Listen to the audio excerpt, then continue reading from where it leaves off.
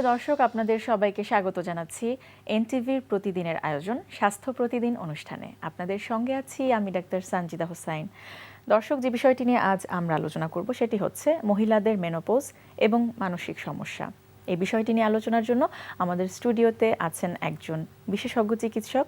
চলুন পরিচিত হওয়া যাক আমাদের আজকের অতিথির সাথে। অধ্যাপক ডাক্তার সাইফুন নাহার 1977 সালের মার্চে নরসিংদী জেলায় জন্মগ্রহণ করেন। তিনি 2002 সালে চট্টগ্রাম মেডিকেল কলেজ ও হাসপাতাল থেকে MBBS ডিগ্রি অর্জন করেন। এরপর তিনি চিকিৎসা বিজ্ঞানে FCPS উচ্চতর ডিগ্রি লাভ করেন। বর্তমানে তিনি জাতীয় মানসিক স্বাস্থ্য ইনস্টিটিউট ও হাসপাতালে সাইকিয়াট্রিক বিভাগের সহকারী অধ্যাপক হিসেবে কর্মরত আছেন। আপনাকে স্বাগত জানাচ্ছি আমাদের অনুষ্ঠানে। যেটি জানতে চাইবো, আমাদের আজকের বিষয় হচ্ছে মেনোপজ, মহিলাদের মেনোপজ এবং তার সাথে মানসিক সমস্যা। মেনোপজটা আসলে কি, এটি একটু শুরুতে জানতে চাইবো। আমরা যেটা জানি যে প্রত্যেকটি মহিলারই 12 বছর, মেয়েদেরই 12 বছর বয়স থেকে মান্থলি যে শেডিং হয় সেটাকে মানে মাসিক বা ঋতুচক্র বা ঋতুস্রাব বলা হয়। তো এটি যখন স্থায়ীভাবে বন্ধ হয়ে যায় এবং কন্টিনিউয়াসলি মানে একটানা যখন 12 মাস বন্ধ থাকে তখন এটাকে আমরা মেনোপজ বলি। এবং এটি সাধারণত শুরু হয় 40 থেকে মানে 40 বছর বয়স থেকেই শুরু হয় এবং কারো কারো ক্ষেত্রে 50 বা 55 বছর বয়স পর্যন্ত হতে পারে, এই রেঞ্জের মধ্যে হয়। আচ্ছা, এই মেনোপজের এটা শুরু হয় হচ্ছে 40 থেকে 55 বছরের মধ্যে। আচ্ছা, একটি মহিলা যখন হঠাৎ করে এই জাতীয় একটি পরিবর্তন, শারীরিক পরিবর্তনের মধ্যে পড়েন, যখন কিনা তার এই নিয়মিত এতদিন ধরে বা দীর্ঘদিন ধরে যে ঋতুর যে সময় চলছিল, যে প্রক্রিয়াটা চলছিল, তার থেকে যখন দূরে আসেন, আসলে তখন তার কি ধরনের সমস্যা হতে পারে সেটি একটু জানতে চেয়েছিলাম। আচ্ছা, এই যে মেনোপজ, এটা কিন্তু একটা প্রাকৃতিক এবং খুব স্বাভাবিক প্রক্রিয়া। এটা প্রত্যেকটা মেয়েদের মহিলার জীবনই হয়, ঘটে থাকে। এটা কোনো রোগ নয়। এই ব্যাপারটাকে যখন মানুষ স্বাভাবিকভাবে নিতে পারেন না, তখনই ওনারা বিভিন্ন ধরনের প্রবলেম ফেস করে থাকেন। এবং এটার কারণে ওনাদের শুধু প্রজনন ক্ষমতাটা নষ্ট হয়, বাচ্চা উৎপাদন করতে পারেন না, কিন্তু তাদের কিন্তু যৌন ক্ষমতার কোনো পরিবর্তন হয় না, বা অনেকের ক্ষেত্রে দেখা যায় যৌন ক্ষমতাটা আরো বেড়েও যায়, যৌন ইচ্ছাটা বেড়েও যায়। তো এটাতে সাধারণত এটি যখন একটি মহিলা যখন মনে করছে যে তার এই জাতীয় সমস্যা হতে পারে, বা সে হয়তো অনেকেই মনে করে যে আমার জীবন শেষ, আমি হয়তো বা আমার হাজবেন্ড হয়তো বা আমার দিকে আর ফিরেই তাকাবে না, বা আমি আমার সন্তানদের কাছ থেকে অনেক দূরে সরে গেলাম। হ্যাঁ, এই যে একটা গ্যাপ তৈরি হয়ে যায়, এইজের কারণে হোক বা মানে যে সোশ্যাল কনটেক্সটে হোক, সেই ওনারা যেভাবে ইন্টারপ্রেট করছেন ব্যাপারটাকে, যে আমি মনে হয় সারা জীবনের জন্য সব কিছু থেকে মানে অক্ষম হয়ে গেলাম। হ্যাঁ, এই চিন্তাটার কারণে তারা কিন্তু খুব হোপলেস হয়ে পড়ে এবং হেল্পলেসনেস সাফার করেন। হ্যাঁ, সবসময় একটা শূন্যতা অনুভব করতে থাকে। বেসিক্যালি তাদেরকে এটা জানতে হবে যে এটা মানে খুব প্রাকৃতিক একটা প্রক্রিয়া এবং এটা প্রত্যেকের জীবনই হয়। আমাদের এতে করে তার খুব এই যে অক্ষমতার বিষয়টি যদি আমরা প্রপারলি ডিল করতে পারি, তাহলে হয়তো বা আমরা মানে স্বাভাবিক জীবনযাপনই করতে পারবো। বা একটু অ্যালার্ট থাকলে আমাদের যেমন ফিজিক্যাল এক্সারসাইজ বা আমাদের ডায়েট, আমরা যদি ব্যালেন্স ডায়েট খেতে পারি, বা এই এজে যেটা হয় বডিতে ক্যালসিয়াম কমে যায়। হ্যাঁ, ক্যালসিয়াম সমৃদ্ধ খাবার আমরা একটু বেশি পরিমাণে খেতে পারি, বা ভেজিটেবলস একটু বেশি পরিমাণে খাই, বা মুরগির মাংস, কলিজা, তারপর হচ্ছে শাকসবজি, ব্রোকলি, এগুলা জাতীয় খাবার যদি আমরা বেশি পরিমাণে খাই, ভিটামিন এ এবং ম্যাগনেসিয়াম সমৃদ্ধ খাবার, তাহলে হয়তো বা মহিলাদের যে সমস্যাগুলো হয়, শারীরিক উপসর্গ দেখা দেয় এবং সবচাইতে প্রকট আকার যেটা দেখা দেয়, তাদের ক্যালসিয়াম ডেফিসিয়েন্সির কারণে একসময় হাড় ক্ষয় হতে থাকে, যেটাকে আমরা বলি অস্টিওপোরোসিস, যেটি এই সময় বেশি হয়। হ্যাঁ, আর কিছু মানে শারীরিক লক্ষণ, যেটা মানে পেরিমেনোপজাল স্টেজে যে লক্ষণগুলো নিয়ে তারা উপস্থিত হয়, সেটাকে বলা হয় হচ্ছে হট ফ্ল্যাশেস। বা মানে হঠাৎ করেই দেখা যায় যে কান এবং মাথা খুব গরম হয়ে গেল, বা শরীরে অত্যধিক গরম লাগতে থাকলো, শরীর অত্যধিক ঘামতে থাকলো। এবং তাদের মেনোপজের আগেই হয় নাকি যখন মেনোপজটা শুরু হয়ে যায় তখন? এটা দেখা যায় যে পেরিমেনোপজাল স্টেটে, যে মাসিক যখন ধরেন যে 40-এর আগেই, হ্যাঁ, বা 40 বছর বয়স থেকেই তার মাসিক পুরোপুরি বন্ধ হলো না, ইরেগুলার হয়ে গেল, বা ফ্লোটা একটু কমে গেল। হ্যাঁ, বা তখন দেখা গেল যে এই হট ফ্ল্যাশেস এটা হতে পারে, বা বিভিন্ন শারীরিক উপসর্গগুলো দেখা দিতে পারে। এটা হচ্ছে অ্যালার্মিং সাইন আর কি। এবং মেনোপজ হওয়ার পরে আর এটা আস্তে আস্তে 2 বছরের মধ্যে এটা কমে যায়, হট ফ্ল্যাশেস বা অন্যান্য যেই ইয়েগুলো থাকে। এবং একটু জানতে চাচ্ছিলাম যে মানসিক সমস্যা নিয়ে আসলে কখন আসছে আপনাদের কাছে, যখন মেনোপজাল স্টেজে থাকে? অনেকের ক্ষেত্রেই দেখা যায় যে মহিলারা যারা অনেক দিন ধরে দীর্ঘদিন ধরে সন্তান লালন পালন করেছেন, তারা পড়াশোনা করেছে, তাদেরকে নিয়ে বিজি থাকতেন এক সময়। তো যখন মেনোপজাল স্টেটে চলে যায় সেই সময়টাতে তাদের সন্তানরাও কিন্তু অনেকে দেখা যায় যে পড়াশোনা করে এস্টাবলিশড হয়ে যায়, যার যার জবে ঢুকে যায়, কারো কারো বিয়ে হয়ে যায়। তো তখন তারা একটা খুব লোনলিনেসে ভোগেন বা তাদের একটা ইনসিকিউর ফিলিংস চলে আসে, যদি হাজবেন্ডের সাথে তার রিলেশনের উপরে ডিপেন্ড করে। হাজবেন্ড যদি তাকে খুব সাপোর্ট দিয়ে থাকেন, হাজবেন্ড যদি সাপোর্টিভ হন, তাহলে হয়তো বা প্রবলেমটা খুব প্রকট আকার ধারণ করে না। কিন্তু অনেক ক্ষেত্রে দেখা যায় যে রিলেশনটা হয়তো বা অতটা স্মুথ না, সেক্ষেত্রে তারা খুব ইনসিকিউর ফিল করতে থাকেন যে আমি হয়তো বা মানে মানে তার কাছ থেকে তার মানে ডিজায়ার্ড লেভেলের যে এফেকশনটা পাওয়া দরকার সেটি হয়তো বা পাবে না। এবং সেই কারণে এবং কিছু শারীরিক যে উপসর্গ দেখা যেতে, সেই সমস্ত কারণে খুব অ্যাংজাইটি এবং ডিপ্রেশনে তারা সাফার করে। হ্যাঁ, তাদেরও সেই মানে অধিকাংশ মহিলারা যেটা করেন যে ব্যাক পেন নিয়ে আসেন আর কি, ব্যাক পেন বা লোয়ার ব্যাক পেন বা নি পেন মানে হাঁটুতে ব্যথা, এগুলা নিয়ে আসেন। এবং ঘুমের সমস্যা থাকে, খাওয়া দাওয়ায় অরুচি থাকে, কাজ করতে ভালো লাগে না, সব কিছুতেই মানে অনীহা চলে আসে। আপনারা তখন পরামর্শ কি দেন?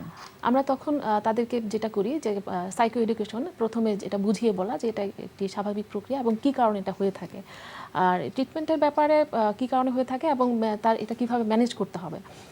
সাধারণত যেটা হয় যে ইস্ট্রোজেন বা প্রজেস্টেরন কমে গেলেই সাধারণত এরকম মেনোপজ হয়, বা বয়স বাড়ার সাথে সাথে আমাদের যে ওভারির যে ওভাম মানে প্রডিউস করা ওভামটা এক সময় দেখা যায় যে একদম উৎপাদনটা কমে যায়।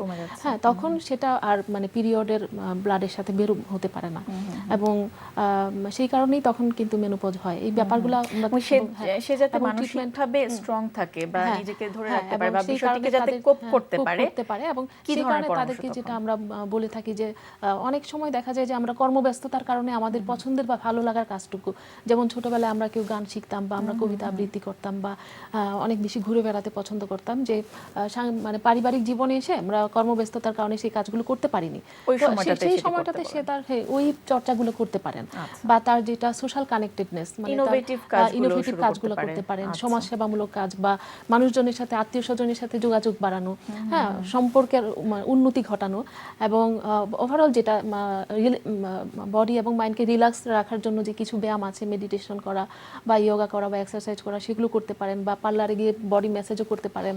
হ্যাঁ, বা হচ্ছে আপনি যেটা বলছিলেন যে এই যে ব্যালেন্স ডায়েট, শারীরিক প্রতিদিন যে এক্সারসাইজ বা যোগার কোনো একটা চর্চা শুরু করতে পারেন, আচ্ছা, যাতে করে তার মানসিকভাবে সে খুব স্ট্রং থাকে।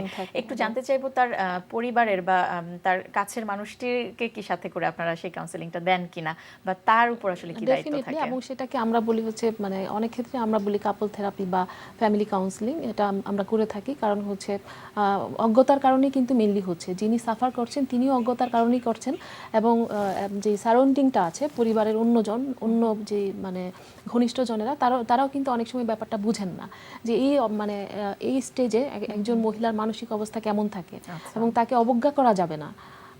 এটা একটা মানে খুবই ন্যাচারাল একটা মানে প্রসেস, এবং এটা সবারই হয়, এবং এটাকে অ্যাকসেপ্ট করে নিতে হবে। এবং যখন সেই মহিলা সাফার করছেন তখন তার পাশে এসে দাঁড়াতে হবে, তখন তাকে মানে দূরে সরাই দেওয়া যাবে না, তাকে কটূক্তি করা যাবে না, হ্যাঁ, তাকে ইগনোর করা যাবে না। এই ব্যাপারগুলো খেয়াল রাখতে হবে, এবং তাকে সাপোর্ট দেওয়ার জন্য যা যা দরকার, ট্রিটমেন্ট থেকে শুরু করে ইভেন আমরা যেগুলো বলে থাকি যে মানে আপনার রিল্যাক্সেশনের জন্য এই করবেন, প্রত্যেকটা ব্যবস্থা করে দেওয়া পরিবারের যিনি প্রধান বা গার্ডিয়ান আছেন তাদেরকে আমরা। ঝুঁকি রয়েছে কতখানি আসলে যদি সঠিক সময়ে এই সমস্যাটা ধরা না হয়, আসলে কতখানি প্রকট হতে পারে? প্রত্যেকটা ব্যাপারই আসলে অনেকগুলো ফ্যাক্টরের উপর ডিপেন্ড করে। একজন মানুষের পার্সোনালিটিটা কীরকম, হ্যাঁ, উনি প্রত্যেকটা ব্যাপার কিভাবে নিতে পারেন, ইন্টারপ্রেট করেন, তার যে তার কোনো ফিজিক্যাল ইলনেস আছে কিনা, এবং তার মানে কত বছর বয়সে এরকম হয়েছে। আমরা জানি যে বয়স বাড়ার সাথে সাথে আমাদের কিন্তু অন্যান্য শারীরিক রোগও শুরু হয়, যেমন ডায়াবেটিস, প্রেশার, যার অ্যাজমা থাকে সেগুলো আরও বেড়ে যায়, হ্যাঁ, বা এবং সেই ক্ষেত্রে এবং ফ্যামিলি মেম্বাররা সাপোর্টিভ কিনা, হ্যাঁ, এবং তার এডুকেশনাল স্ট্যাটাস কীরকম, তার ফাইন্যান্সিয়াল স্ট্যাটাস কীরকম, এই প্রত্যেকটা বিষয়ের সাথে কিন্তু এটা রিলেটেড যে তার এই সমস্যাগুলো কতটুকু প্রকট আকার ধারণ করবে। হ্যাঁ, এটা কি মানে শুরুতেই শেষ হয়ে যাবে, না এটা বাড়তে বাড়তে অনেক বিশাল পর্যায়ে চলে যাবে, বিশাল মানসিক রোগের আকারে মানে আকার ধারণ করবে। আচ্ছা, যাতে করে ওই পর্যায়ে পর্যন্ত না যায় তার আগেই আসলে চিকিৎসা শুরু করে দিতে হবে এবং সঠিক সময়ে চিকিৎসাটা নিতে হবে। আপনাকে অনেক অনেক ধন্যবাদ, অনেক গুরুত্বপূর্ণ তথ্য জানলাম। ধন্যবাদ। প্রিয় দর্শক, আমরা শুনছিলাম মহিলাদের মেনোপজ এবং তার সাথে মানসিক সমস্যার কি কি সম্পর্ক রয়েছে এই বিষয়টি নিয়ে বেশ কিছু গুরুত্বপূর্ণ তথ্য। যে তথ্যগুলো আমরা জানলাম, যে পরামর্শ শুনলাম, আশা করছি সেগুলো আপনাদের উপকারে আসবে। আজকে আমরা যে ব্যায়ামটা করবো এটা হচ্ছে পিলাটিসের মুভ। অ্যাকচুয়ালি পিলাটিস আর যোগা দুটো মিলিয়ে এই মুভটা হবে, বাট আমরা এখানে ওভাবে কনসেপশনটা না করে আমরা যেটা করছি যে ফ্রি হ্যান্ডে and with the band and with the ball, যেন ভেরিয়েশনটা থাকে এবং প্রতিটা ভেরিয়েশনে শরীর কিন্তু এক একভাবে রেসপন্ড করে। তো আমরা ব্যায়ামটা করার পরে আমরা বলবো যে এই ব্যায়ামের উপকারিতাগুলো কী এবং কিভাবে কোন প্রপস দিয়ে করলে কিভাবে আপনি উপকারটা পাবেন। ওকে, এখানে আমাকে ফ্রি হ্যান্ডে প্রথমে দেখাবে চৈতি। ওকে চৈতি, and 1, stay and down, 2, stay and down, 3, stay down, 4, stay। একটু ধরে রাখা, যে দেখে খুব সহজ মনে হয় কারণ ও খুব সুন্দর সহজভাবে করছে জন্য। এখানে কিন্তু উল্টো অপোজিট ব্যালেন্সটা থাকতে হচ্ছে, যখন একদিকে এই পায়ে থাকছে তো উল্টো হাতে থাকছে, এবং অনেক সময় দেখা যায় যে পা এদিকে পড়ে যাচ্ছে, হাত ওদিকে উঠে যাচ্ছে। যখন আপনি একটা লাইনে রাখতে যাবেন তার মানে কি পুরো শরীরটা কাজ করছে একটা লং লাইনে। এটা কিন্তু রাখাটা ডিফিকাল্ট, তখন স্পাইনের খুব ভালো একটা ব্যায়াম হয় এবং কোরেরও ব্যায়াম হয়, হিপের কাজটা হচ্ছে, থাইয়েরও হচ্ছে, এবং হাত টান টান যখন রাখছেন শোল্ডার সহ কাজ হচ্ছে। এবং সবচেয়ে ভালো ব্যায়ামটা আমি বলবো যাদের কোমরে ব্যথা বা স্পাইনের কোনো অ্যালাইনমেন্টাল প্রবলেম আছে তাদের জন্য, যে না কোনো ব্যথা বা ডিস্ক সরে যাওয়া বা কোনো কিছু, তাদের জন্য এই ব্যায়ামটা কিন্তু খুব উপকারী। Okay, and down. Okay, thank you. তো এইখানে আমরা ফ্রি হ্যান্ডে করলাম। ফ্রি হ্যান্ডে করার পরে আমরা কিভাবে আরেকটু নতুন অ্যাঙ্গেলে করতে পারি বা ভেরিয়েশনের জন্য, তখন এটা আমাকে দেখাবে তাসরিন। ওকে Tasrin, yes, okay, and go, 1, yes, back, 2, back, 3, back, 4, and hold। এখানে আমরা একই ব্যায়াম, কিন্তু এখানে যখন সে ব্যান্ড ইউজ করছে আমরা দেখতে পাচ্ছি যে পায়ের সাথে একটা ব্যান্ড লাগিয়েছে। এই ব্যান্ডের ইলাস্টিসিটি এবং অ্যাট দ্য সেম টাইম সাপোর্টও দিচ্ছে, প্লাস ওর স্ট্রেংথ লেভেলটা বাড়াচ্ছে, যে ওই প্রেশার দিয়ে যখন ব্যান্ডটা তাকে সরাতে হচ্ছে তখন কিন্তু কোয়ার্স মাসেলের কাজটা আরও হ্যামস্ট্রিং মাসেলের কাজটা তখন আরও অনেক বেশি হচ্ছে, এবং অ্যালাইনমেন্টটা ধরে রাখতে তার আরও অনেক বেশি কষ্ট হচ্ছে। Okay, and relax. Okay, fine, thank you. তো আপনারা যদি মনে করেন ফ্রি হ্যান্ডে করার পরে আপনার ইজি মনে হচ্ছে তখন ব্যায়ামটা ইউজ করতে পারেন। এবার এই ব্যায়ামটাতে আরেকটু ব্যালেন্স যদি চ্যালেঞ্জিং ওয়েতে করতে চান তখন কিভাবে করবেন সেটা আমাদেরকে দেখাবে শম্পা। আমরা এখানে ইউজ করছি স্টেবিলিটি বল। স্টেবিলিটি বলে yes roll, fine, okay good, and 1, yes stay and down, 2, yes, and down, 3, and down, and 4। একটু হোল্ড। মনে হচ্ছে খুব আরামনিত বলের মধ্যে শুয়ে শুয়ে করছেন, সমস্যাটা কি? বাট সম্পাপা আমি ধরছি, দর্শকদের জন্য দেখাচ্ছি বল রোলস। সো যেটা আপনি হয়তো ভাবতে পারেন যে হ্যাঁ খুব সহজে খুব আরামে তো উনি করে যাচ্ছেন, this is the most difficult. কারণ এই বলটা যখন দুলছে ওনাকে এখানটা সোজা রেখে অ্যালাইনমেন্টটা ধরে রেখে সোজাভাবে থাকাটা, এটা যে করবে সে বুঝতে পারবে, এবং তখন সে সাবধানে জিনিসটা করতে হবে। বল বলে কিন্তু এখানে এটা খুব ফেলনা না, হ্যাঁ এটা সাবধানে করতে হবে। Okay, and roll back, balance with the balance, very good, yes, thank you. তো আমরা দেখলাম যে 3 ভাবেই করা যায়, 3 ভাবে করতে গেলে 3 ধরনের করে কাজ হয়। আমরা খুব দ্রুত একবার কি দেখে ফেলবো যে যার মতো করে। Okay, quick, yes, and with the band, and free hand, and with the ball, just 2 times। Okay, and 1, and down, and 2, and down. Nice, and thank you. খেয়াল করতে পারলে ভালো যে যদি আপনি আয়নার পাশে থেকে করেন তাহলে অ্যালাইনমেন্টটা সহজে। অনেকে মনে করে যে যত বেশি হাত উপরে উঠবে, যত বেশি পা উপরে উঠবে, ততই বুঝি খুব ভালো তাড়াতাড়ি কাজ হচ্ছে। তখন কিন্তু আসলে স্পাইনে প্রেশার পড়ে। আপনাকে রাখতে হবে একটা লেভেলে, একটা লং লাইনে, যেন স্পাইনটা আরাম পায়। স্পাইনকে খুব বেশি আপনি এক্সটেনশন বা ফ্লেকশনে নিয়ে গেলে পরে সেটা কিন্তু স্টেপ বাই স্টেপ নিতে হবে, হুট করে নিলেই হবে না। তো বারবারই বলছি যে যাদের কোমরে ব্যথা আছে বা স্পাইনাল কোনো সমস্যা আছে তারা অবশ্যই এটা একটু চেষ্টা করবেন এবং আশা করি এতে আপনি উপকারও পাবেন। দর্শক, লাল শাক আমরা সবাই পছন্দ করি। কি কি পুষ্টি গুণাগুণ রয়েছে এই লাল শাকে, চলুন শুনে নেওয়া যাক একজন পুষ্টিবিদের কাছ থেকে। লাল শাক আয়রন সমৃদ্ধ একটি শাক। আমরা জানি যে আয়রন আমাদের এনিমিয়া প্রতিরোধে সাহায্য করে। আমাদের প্রতিনিয়ত আমরা জানি যে এনিমিয়া হলে যে দুর্বলতা থাকে, রক্তশূন্যতা থাকে, এবং পাশাপাশি বাচ্চাদের যারা হচ্ছে স্কুল গোয়িং তারা এই শাকটা খুব পছন্দ করে। লাল শাকে প্রচুর পরিমাণে আয়রন থাকে। এই আয়রন আমাদের রক্তশূন্যতা দূর করার পাশাপাশি সুস্থ রাখতে সাহায্য করে। যত বেশি আয়রন থাকবে আমাদের শরীরে, এই আয়রনটা কিন্তু অক্সিজেন পরিবহনের সহায়তা করে। আর আমরা জানি যে আমাদের ব্রেন একমাত্র অক্সিজেনের মাধ্যমেই কাজ করে। তো যখন আমরা আয়রন বডিতে পর্যাপ্ত পরিমাণ থাকে তখন আমাদের ব্রেনটাও কিন্তু সুস্থভাবে কাজ করে এবং পর্যাপ্ত পরিমাণ কাজ করতে পারে। আরও খেয়াল রাখতে হবে আয়রনে আছে ভিটামিন সি, যেটা হচ্ছে অ্যান্টিঅক্সিডেন্ট। বরাবরই বলি যে অ্যান্টিঅক্সিডেন্ট আমাদের খুবই সাহায্য করে, যেটা হচ্ছে ফ্রি রেডিকেলস তৈরি হয় আমাদের বডিতে প্রতিনিয়ত, সেই ফ্রি রেডিকেলসগুলোকে মুক্ত করে। এই ফ্রি রেডিকেলসগুলোর কারণেই কিন্তু আমরা অসুস্থ হয়ে যাই এবং ক্যান্সার আমাদের প্রতিরোধ করে এই আয়রন। পাশাপাশি হচ্ছে লাল শাকের ভিতরে যে ভিটামিন সি থাকে। খেয়াল রাখতে হবে লাল শাক খুব বেশি পরিমাণে খাওয়া যাবে না, পর্যাপ্ত পরিমাণে গ্রহণ করতে হবে। লাল শাকে আছে প্রচুর পরিমাণে ফাইবার। এই ফাইবার আমাদের ওয়েট ম্যানেজমেন্ট যেমন করে, বাট এই ফাইবার বেশি হয়ে গেলেও কিন্তু সমস্যা আছে। আমাদের ফাইবার ক্যালসিয়াম অ্যাবজর্পশনে বাধা দেয়, যার কারণে অনেক সময় দেখা যায় যে যারা খুব বেশি মনে করেন যে শাক খেলে ভালো, তাদের কিন্তু বোন ডেনসিটি কমে যায়, যা ক্যালসিয়ামটা অ্যাবজর্পশনে প্রতিহত করে।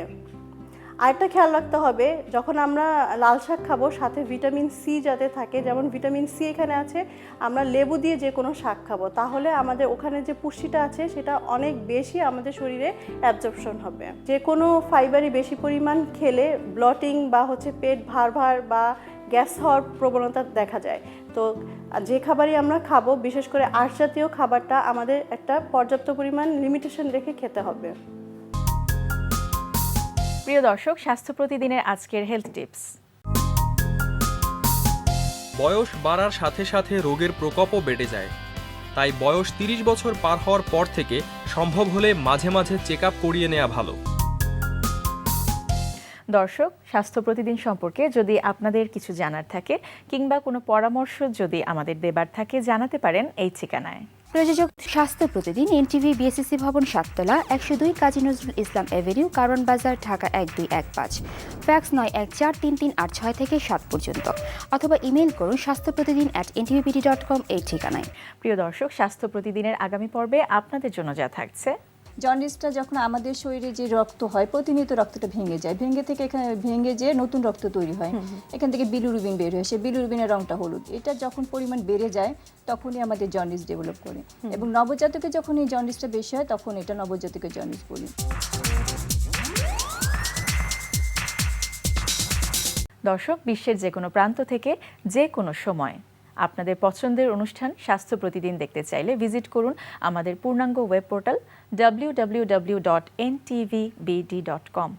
আজ এ পর্যন্তই। আপনারা সবাই ভালো থাকুন, সুস্থ থাকুন। আগামীকাল আবারও দেখা হবে ঠিক একই সময় এনটিভির পর্দায়।